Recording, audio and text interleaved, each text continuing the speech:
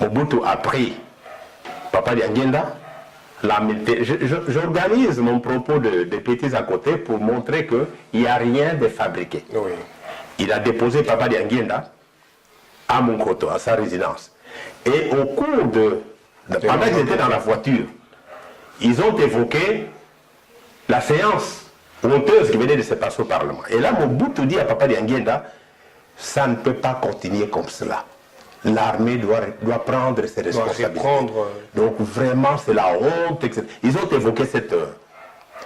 Et Mobutu ignorait que le processus qui devienne président, en accord avec la prophétie de Simon Kimbangu, était sur le point de se réaliser. Il croyait que c'était un développement naturel des événements. Une petite question, papa, d'entre votre réponse. Est-ce qu'à cette époque, pendant que Emmanuel Bamba était déjà dans la politique en tant que ministre des Finances, est-ce qu'il était toujours kimbanguiste à cette époque-là? Oui, il était kimbanguiste parce que je l'ai vu prêcher dans les paroisses kimbanguistes. En fait, après l'indépendance, l'action de Bamba au sein de l'Église était ouverte avec celle des autres. J'ai dit qu'il était parmi les pères. Parce que, si vous le voulez bien, moi je suis prêt à mettre à votre disposition la liste des contemporains de Bamba au sein de l'église kimbanguiste, parce qu'il était dans l'organe qu'on appelait à l'époque comité central. Vous savez que les organes de l'église ont changé de nom progressivement. À mesure que notre église s'est structurée, elle changeait de nom. À un moment donné, on appelait comité central, un autre moment, le comité a évolué, on l'appelait collège. À la fin, c'est devenu collège. Vous trouvez le nom de Bamba dedans. Et je l'ai vu dans mon jeune âge, comme beaucoup de gens de mon époque. Votre époque. J'ai vu Bamba prêcher dans les paroisses kimbanguistes, aussi bien à Kinshasa qu'à Brazzaville. Où j'étais, en ce moment-là, je faisais mes études secondaires. Et il prêchait, il parlait admirablement le français. Il prêchait tantôt en français aussi. Il était à l'aise en prêchant en français comme à Lingala. Mais il était donc de l'entourage, des pasteurs, pas du cabinet, mais de l'équipe qui autour du Papa Diangenda, avec tant d'autres pasteurs, le Papa Nkimo, Alexandre, ainsi de suite. Je vous donnerai les noms plus tard. D'accord, papa. Revenons alors au développement où vous faites que le processus où Mobutu allait devenir président était en marche. L'accomplissement de la prophétie de Papa Simon Kimbangu était en marche. Était en marche. Maintenant, après cette séance du Parlement, à la sortie duquel Mobutu, dans la voiture, dit à Papa Diangenda que c'est vraiment la honte, l'armée doit prendre ses responsabilités. Papa Diangenda le savait, ne l'a pas dit à Mobutu, mais Mobutu ignorait qu'on était dans la marche normale en ligne droite vers la prophétie de Papa Simon Kimbangu. Quelques mois plus tard, Mobutu prend le pouvoir. Nous sommes en 1965. En 1965, quand il est arrivé au pouvoir, qu'est-ce qui s'est passé? Les politiciens n'avaient pas désarmé. Ils ne voulaient pas d'un régime militaire, mais ils le boudaient en quelque sorte. Et ils ont commencé à comploter contre le pouvoir militaire. Parce qu'ils voulaient un retour à un régime civil. Et Mobutu avait annoncé qu'il prenait le pouvoir pour 5 ans. Après 5 ans, on verra qu'il pourra remettre le pouvoir aux civils. Mais l'armée, le haut commandement de l'armée avait décidé qu'il faut mettre de l'ordre. Parce que les politiciens n'ont fait que, depuis l'indépendance, n'ont fait que ridiculiser le pays par leurs divisions et leurs querelles intestines. Maintenant, ceux qui étaient dans le gouvernement Kimba, Mahamba, Jérôme Anani, qui était ministre de la Défense, ils connaissaient donc l'armée. Parce qu'il avait été le supérieur de Mobutu en tant que ministre de la Défense. Donc il y avait Évariste Anani, Emmanuel Bamba, Mahamba et Kimba. Évariste Kimba, Premier ministre. Jérôme Anani, Mahamba et Bamba, Emmanuel. Ils se connaissaient parce qu'ils avaient appartenu à un même gouvernement. Mais là, qu'est-ce qui s'est passé? ils ont commencé à comploter contre le pouvoir militaire. Comme c'était des civils, pour renverser les militaires, il faut avoir des militaires. Les civils ne renversent pas les militaires comme cela, à moins que ce soit par élection ou par insurrection, je ne sais pas que sais-je. Et ils ont associé le gouverneur de la ville de Kinshasa, qui à l'époque était un militaire, parce qu'à Mobutu a pris le pouvoir, il a nommé un certain nombre de gouverneurs militaires. D'ailleurs, un militaire congolais, déjà. Il s'appelait le colonel Bangala. C'était le commandant militaire de la ville de Kinshasa. Le premier ministre, d'ailleurs, pendant un temps, quand Mobutu a pris le pouvoir, c'était le général Léonard Moulamba, qui était l'officier qui a travaillé avec Mobutu pendant longtemps. C'est lui qui a maté la rébellion qui s'engage. C'était un brillant général, parce que même les Français avaient fait état de sa compétence professionnelle sur le terrain lors des opérations, lors de la guerre à Kisangani. C'est là où il avait découvert. Parce que j'ai un journal dans lequel un journaliste français il dit nous assistons, nous sommes sur la ligne de front et j'assiste au commandement exercé par le général Moulamba avec une rare compétence. Ça, pour qu'un Français puisse le dire, c'est quelque chose d'extraordinaire. C'est un détail un à côté. Maintenant, Mobutu prend donc on complote d'abord contre lui, et le général Bangala a prévenu, alerté Mobutu, pour dire il y a un complot qui s'est fait, on m'a approché pour être recruté, etc. Il a préféré avancer les événements. Parce que si jamais on venait de découvrir que Bangala a comploté contre lui, eh bien, son sort aurait été fait. Donc lui-même a prévenu Mobutu. Mobutu lui a dit continue à jouer le jeu de ceux qui complotent, jusqu'à ce que nous les ayons tous dans le sac.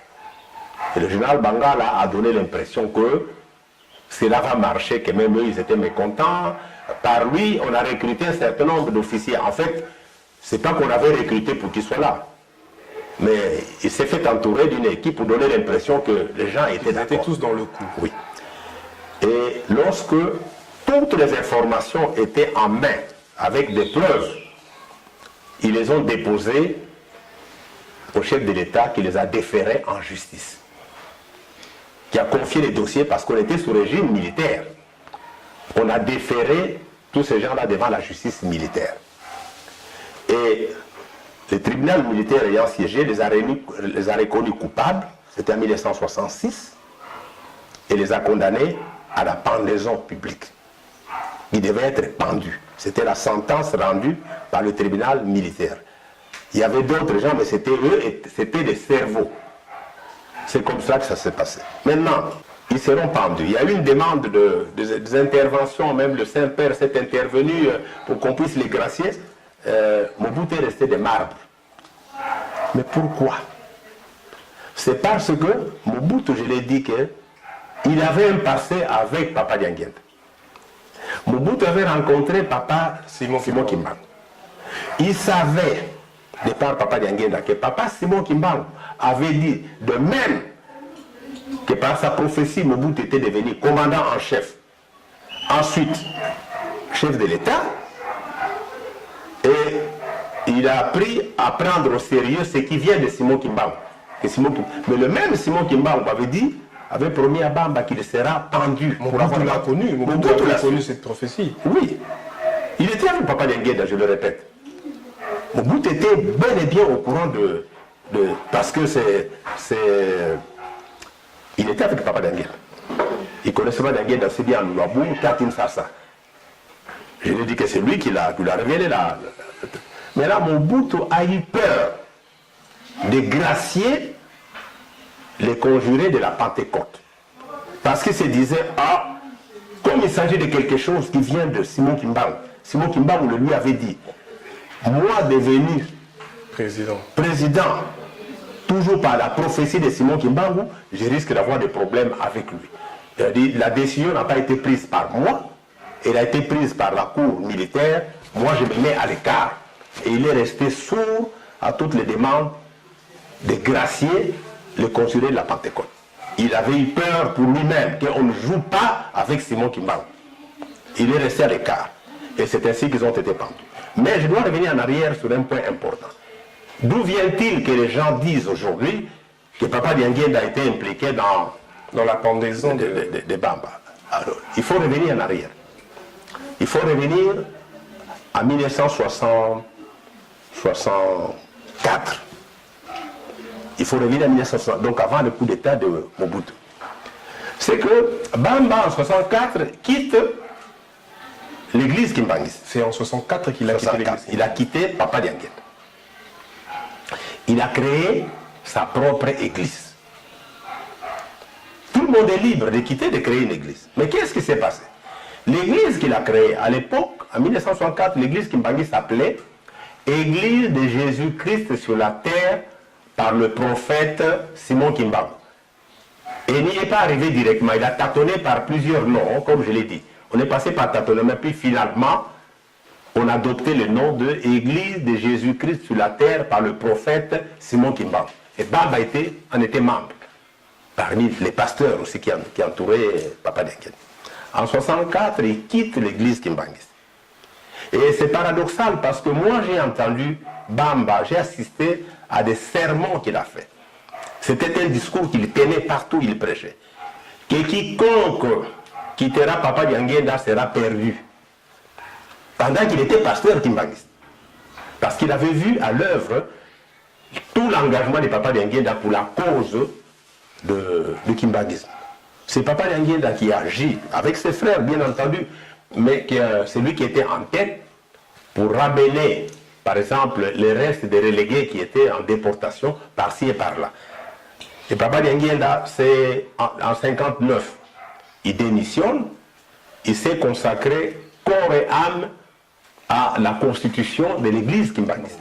Bamba a vécu et Bamba a participé même à ce processus, comme beaucoup d'autres pasteurs, comme je le répète, pour ne citer que quelques noms, le pasteur Nkimo Alexandre, dont l'un de ses enfants a été élevé dans la même maison que moi jusqu'à l'âge de 7 ans, quand j'étais chez mes parents biologiques à Sonabata.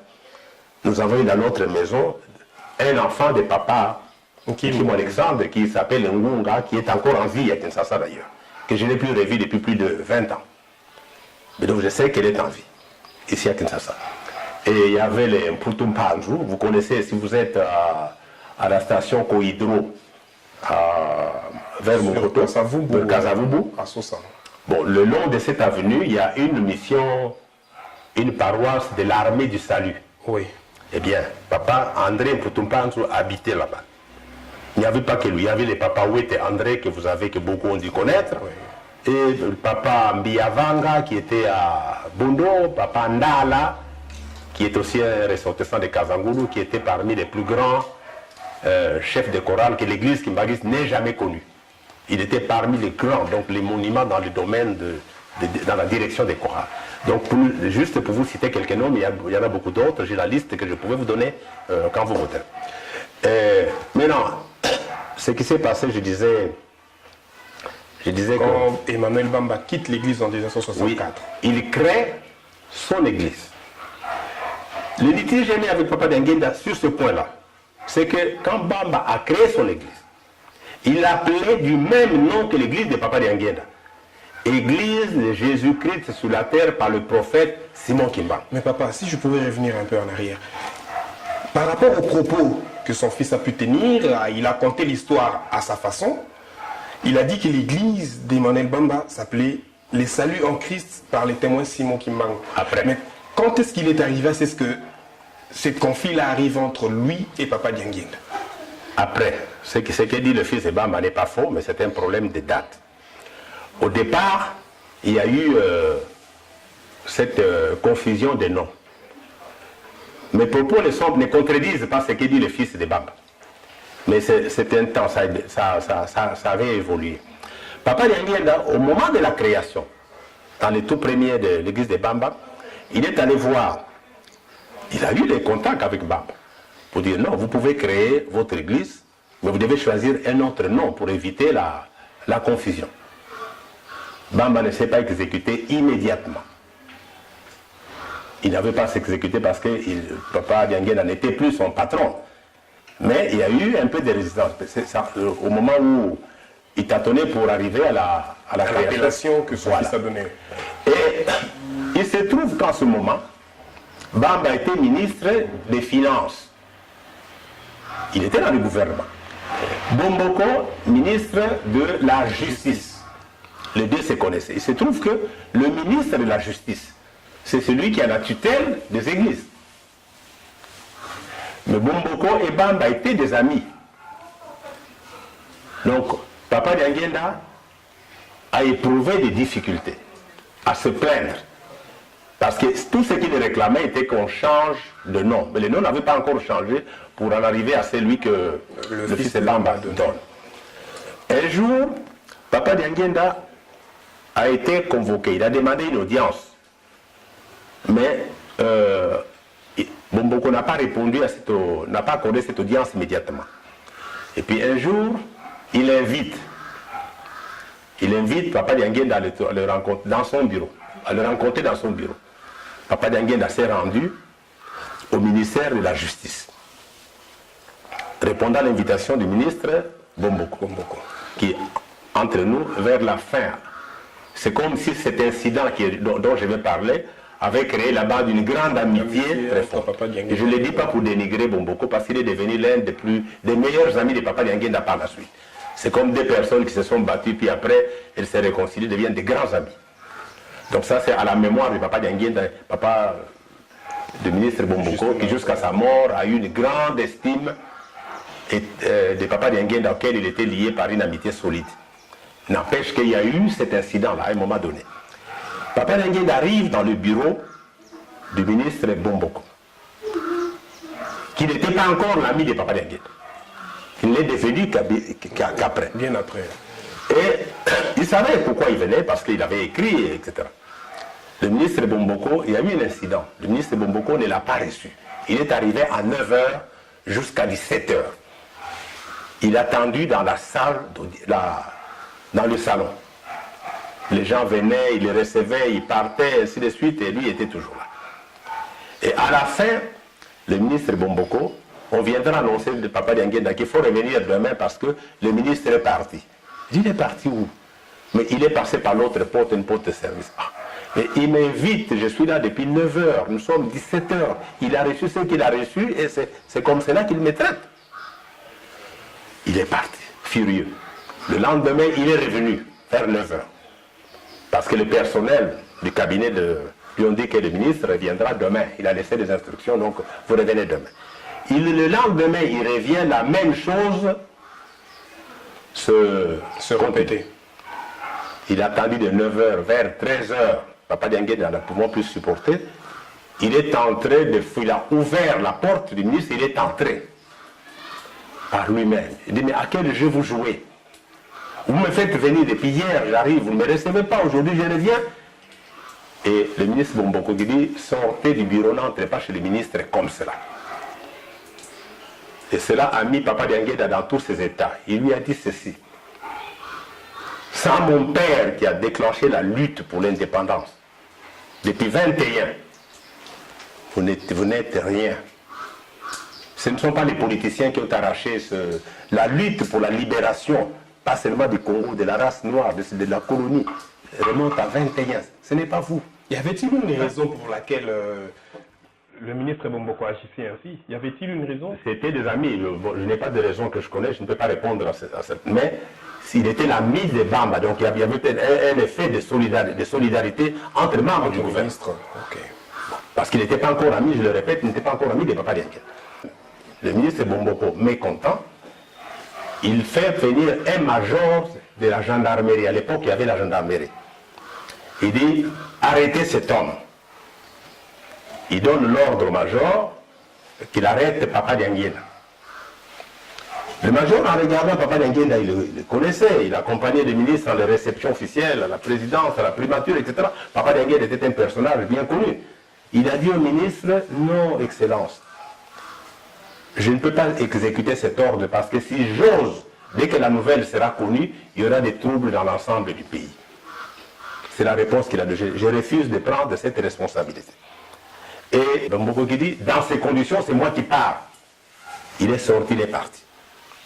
Donc cet incident, Papa Dianguenda rentre, et l'incident a été porté à la connaissance du président Kasavubu, et du Premier ministre Iléo.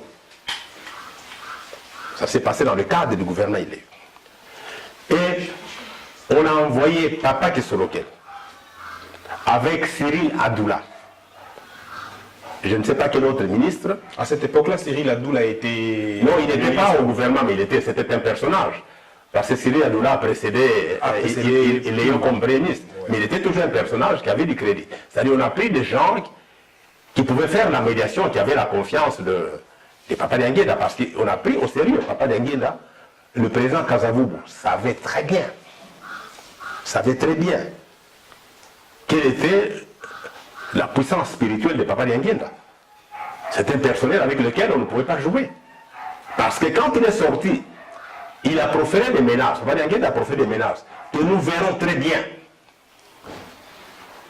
Mon père tranchera. Et il est parti. C'est comme ça qu'on nous récompense maintenant.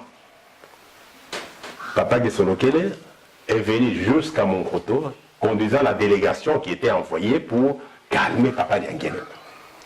Et quand il a vu son frère, il a cédé parce que depuis son retour, il s'est enfermé dans la chambre et il s'est isolé. Même maman, son épouse, n'entrait pas. Alors on ne savait pas comment il fallait le calmer. Mais quand il a appris que Papa Gesolokele est arrivé, il a ouvert et puis ils ont parlé, etc. On lui a présenté des excuses de la part du chef de l'État. Parce que c'était quand même un incident majeur. Et on a même donné ordre au ministre Bomboko de venir présenter des excuses, ce qu'il avait fait. Parce que l'ordre venait du chef de l'État. Et nous ne voulons pas qu'il y ait des troubles, il ne faut pas faire la guerre avec les Kimbanguistes. Chers amis téléspectateurs, je pense que nous suivons avec beaucoup d'attention cette émission, cette tranche, qui est spécialement dédiée à l'affaire Bamba. C'est vrai que ceux qui nous prennent en cours croiront que nous sommes dans une émission politique. Nous ne sommes pas dans une émission politique. Mais l'histoire de l'église kimbanguiste est liée à l'histoire politique de la République démocratique du Congo. Donc, pour qu'on sache en long et à large comment ça s'est passé jusqu'à ce qu'on arrive à ce que Papa Emmanuel Bamba soit pendu, notre invité a dû revenir bien en arrière, à l'époque coloniale, jusqu'à l'indépendance et bien après l'indépendance. Donc si vous pouvez continuer, Papa Bena, nous sommes maintenant où le ministre Bomboko vient présenter les excuses à Papa Dianguéda. Sur ordre du chef de l'État, du Premier ministre.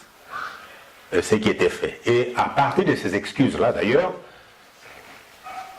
le ministre s'est trouvé lié. On a lavé le linge sale en famille. Il est devenu l'un des grands amis, des plus grands amis de Papa Dianguéda jusqu'à la fin de sa vie. Papa Dianguéda avait de l'estime pour ce ministre et le ministre avait de l'estime pour Papa Dianguéda jusqu'à la fin de sa vie. C'est comme s'il fallait d'abord partir de cet incident-là pour avoir les meilleures relations possibles.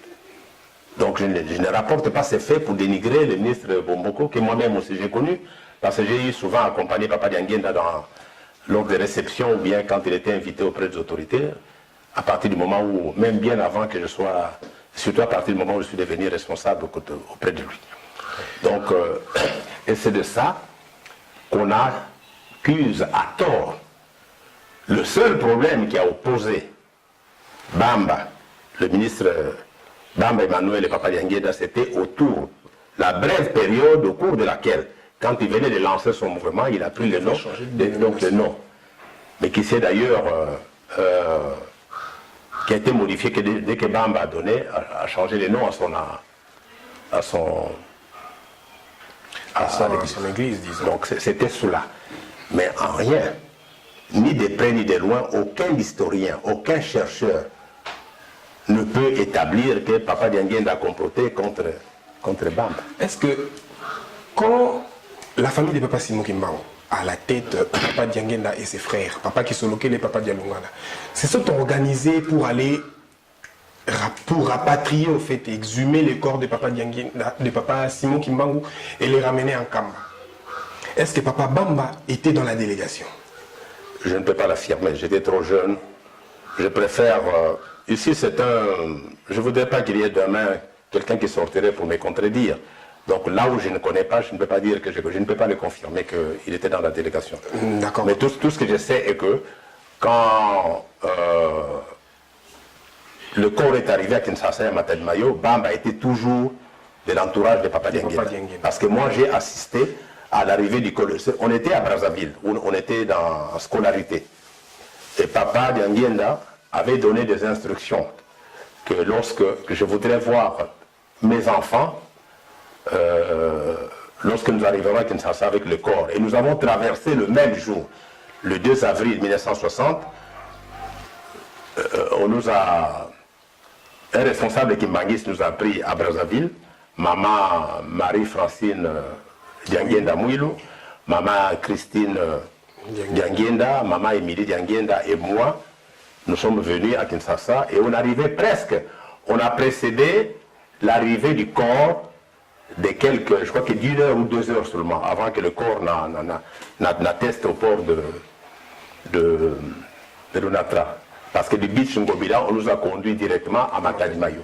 Si j'ai posé cette question, c'est parce que vous l'avez énuméré qu'il n'y avait qu'un seul problème, un seul antécédent majeur, c'était la dénomination et de l'église que Papa Dianguenda a dirigée. Au départ, parce qu'après Bamba a changé le nom de l'église. Oui, mais selon le propos de son fils, il s'est dit qu'il n'y avait pas que ça comme antécédent. Il y avait, quand on a rapatrié le corps de Papa Simon Kimbangu, à son exhumation, on n'avait pas vu le corps de Papa Simon Kimbangu intact, c'est plutôt les os de Papa Simon Kimbangu qu'on a trouvé. Alors Bamba, voulant retracer la vérité comme il se devait, et Papa Dianguenda a voulu masquer la vérité selon Bamba, c'est l'une des choses aussi qui a fait que Bamba ne soit plus en accord avec Papa Dianguenda jusqu'à ce qu'il quitte l'église kimbanguiste. Qu'en savez-vous? C'est de la fabulation totale. Vous savez, c'est dommage que les moyens techniques dont disposait l'église kimbanguiste à l'époque n'étaient pas très performants. Nous sommes en 1960. Mais l'exhumation du corps de Papa Simon Kimbangu a été filmée. Et Papa Bobé a eu le film. Celui qui a filmé, c'était Papa Jean Karamvouila, qui a filmé. Papa Bobé a eu à présenter plusieurs fois ce film. On voit même quand on a sorti le corps de Papa Simon Kimbangu n'a pas connu de corruption. N'a pas connu de corruption. On a même, il y avait des blancs, quelques blancs qui sont venus assister à l'exhumation.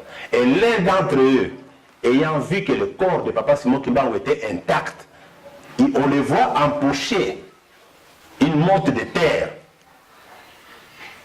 hein, et pour la mettre dans sa poche. Donc c'est faux, c'est de la fabulation. Deuxièmement, mais quand le corps de Papa Simon Kimbangu est arrivé, à Matadi-Mayo, on ne l'avait pas ouvert, parce que quelques temps après, il y a eu des troubles, vous connaissez. Oui. Des gens ont cherché à s'en... Mais en Kamba, ce corps est resté ouvert. On a ouvert le circuit. Lui, le fils de Bamba, était là, que je respecte, je ne le connais pas.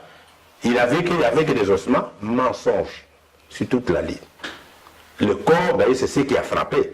Vous croyez que c'est quelque chose d'aisé qu'un blanc qui a combattu Simon Kimbangu pendant longtemps aille prendre de la terre pour en faire quoi? Il avait réalisé que c'était un corps sacré. C'est de la fabulation et je suis prêt à les rencontrer. S'il peut être en contact avec moi, je suis prêt à les rencontrer et à les confondre sur ce point-là, à ma connaissance, à la connaissance de tous les kimbanguistes. Je ne suis pas un embellisseur de l'histoire, un raconteur de fables. Il n'y a pas un autre... Papa Dianguenda n'était pas un homme polémique, à polémiquer avec. Rien d'autre ne l'a opposé à Bamba, ni à quelqu'un d'autre. Ceux qui voulaient partir, partaient. Jamais il y a eu un litige quelconque avec Papa Dianguenda. Ils ont énuméré beaucoup de litiges. Certains, je ne voudrais pas faire allusion à ça ici parce que j'ai moi-même décelé certaines faussetés par rapport aux dates. Mais quand est-ce que l'Église s'est décidée à avoir un emblème? Parce que l'une des choses aussi qui a fait que Papa Bamba quitte le navire, c'était l'emblème. Ils auront dit que l'emblème de l'église kimbanguiste, c'était un cœur, où c'était floqué à l'intérieur une croix, et cette croix-là était entourée d'un serpent. Et Papa Bamba, sachant que le serpent c'était un signe diabolique, cela ne devrait pas apparaître dans l'emblème de l'église. Et Papa Dianguenda s'y est opposé. Papa Dianguenda a dit qu'on devrait laisser ça tel quel. Et c'est l'une des choses qui a fait que Papa Bamba parte. Bon, je ne peux pas répondre à cette question, dire que c'est vrai ou c'est faux. Mais s'il s'agit, quand on dit que le serpent est un emblème diabolique, je ne sais pas sous quel angle mon contradicteur a vu les choses. La même Bible dit aussi que quand les enfants d'Israël avaient massivement commis l'adultère, que Dieu avait ordonné à Moïse de tenir un serpent ardent, quiconque le regardait était guéri. Il n'a jamais lu ça dans la Bible. Il n'y a que ceux qu'il a reconnus. C'est la question que... Disons qu'en bref, je suis disposé à les rencontrer et à les confronter. Et j'irai même plus loin à les confondre. Tout simplement. Papa Dianguénda étant un homme de Dieu, beaucoup de grandes personnalités de ce monde ont cherché à demander au président Mobutu, qui était commandant en chef des armées, pour qu'à ce qu'on puisse gracier les 4 conjurés. Et Papa Dianguénda étant un homme de Dieu, était la seule personne qui n'a pas demandé cette grâce. Ils estiment que Papa Dianguénda avait gardé une dent contre Bamba. Et c'était une occasion pour lui, dans cette pendaison, de se débarrasser des Bamba. Qu'en dites-vous? Du point de vue de ce que je viens de vous dire, pour être cohérent avec ce que je viens de vous dire, la première réponse est que je n'en sais rien, tout simplement. Mais je peux avancer des hypothèses personnelles. C'est que Papa Dianguénda étant au courant, est-ce que y a-t-il quelqu'un qui peut tenter la réconciliation entre Lucifer et Dieu?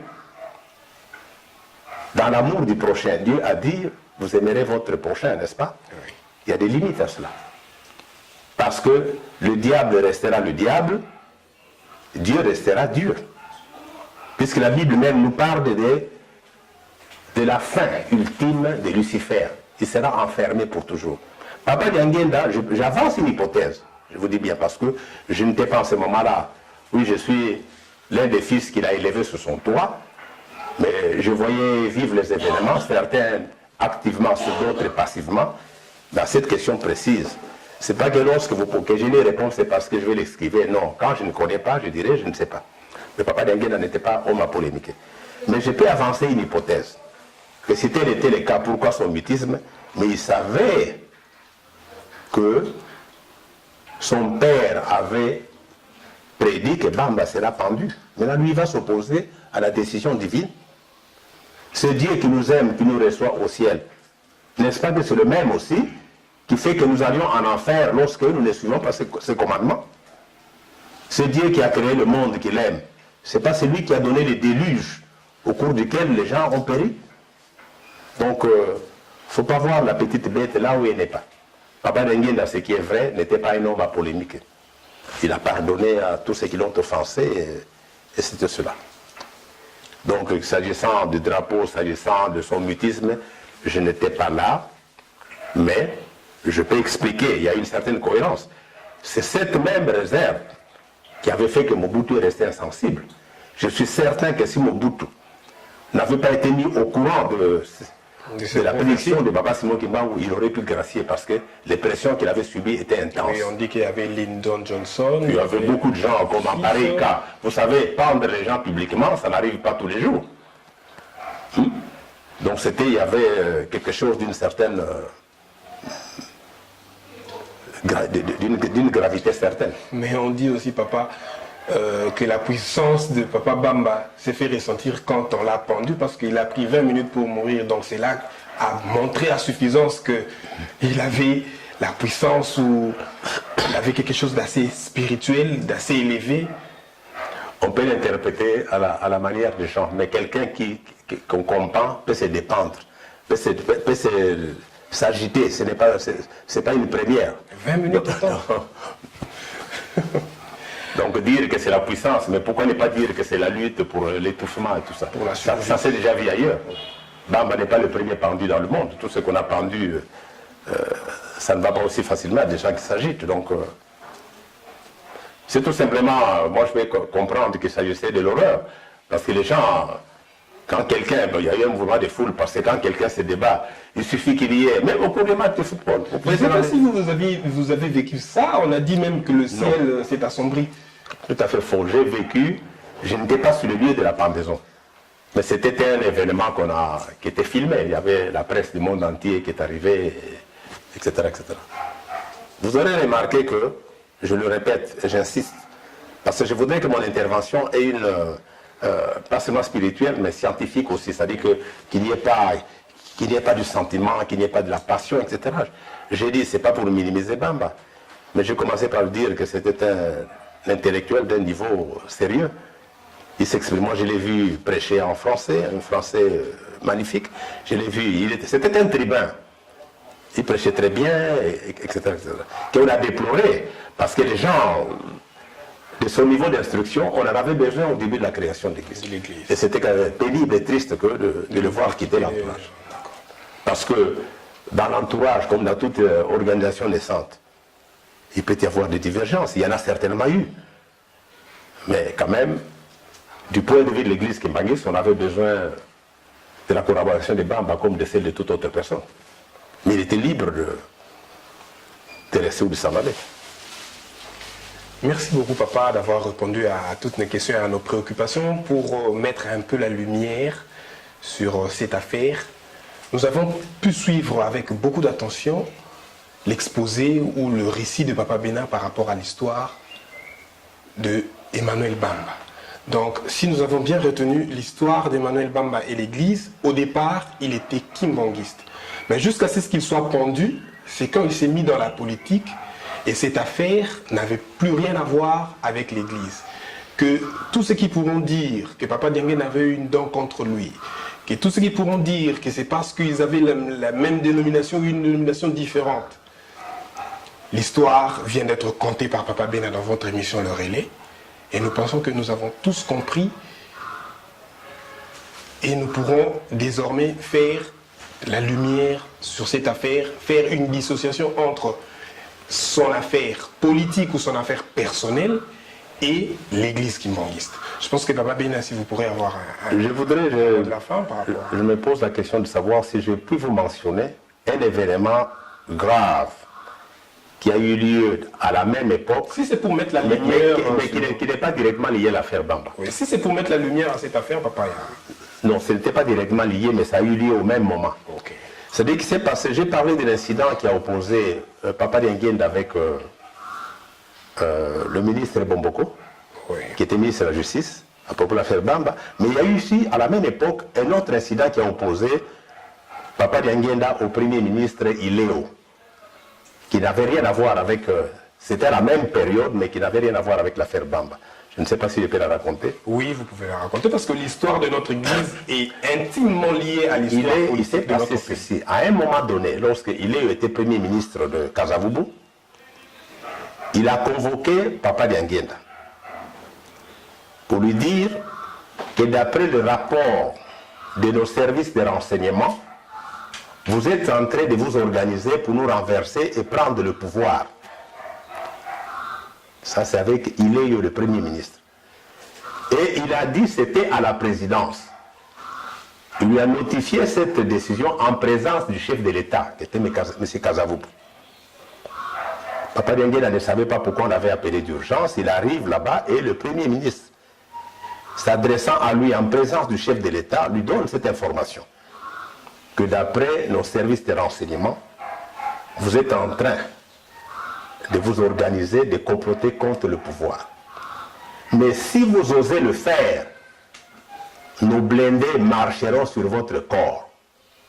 C'était une phrase de trop. Papa Dianguène, oubliant même qu'il était en présence du chef de l'État, a tonné. Il a dit au président de la République, qui était M. Kasavubu, qu'il attendait que ces chars aillent. C'est votre Premier ministre qui ose me tenir un tel langage devant vous et vous n'avez pas bougé.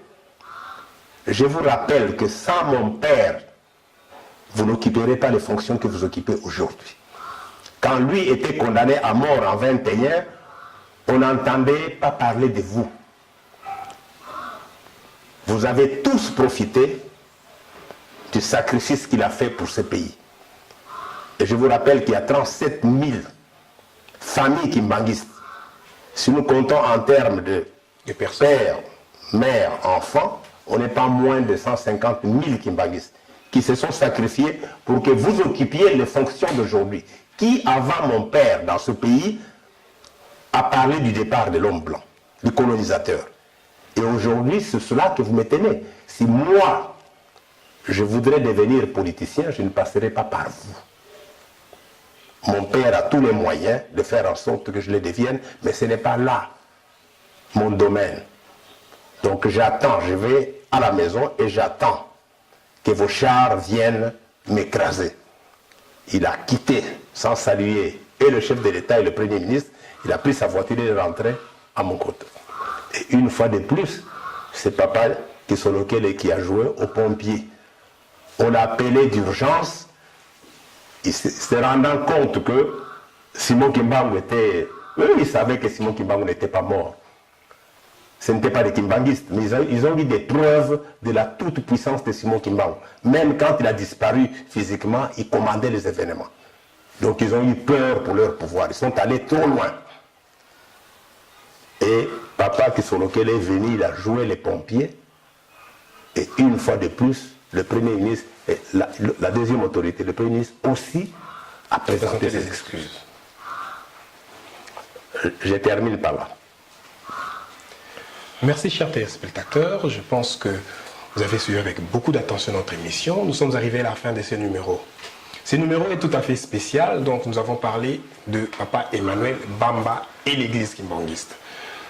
Donc, nous vous comptons nombreux désormais à suivre cette émission. Ce numéro est spécial. Nous allons le mettre en ligne et nous allons disposer des CD et DVD de ceux qui en ont besoin pour qu'à ce que l'histoire reste, pour que l'histoire ne soit pas falsifiée. Merci à tous ceux qui nous ont suivis, que ce soit sur le net, que ce soit à la radio, parce que sur Internet, ça passe aussi la bande sonore. Donc à tous ceux qui nous ont suivis, merci et à très prochainement.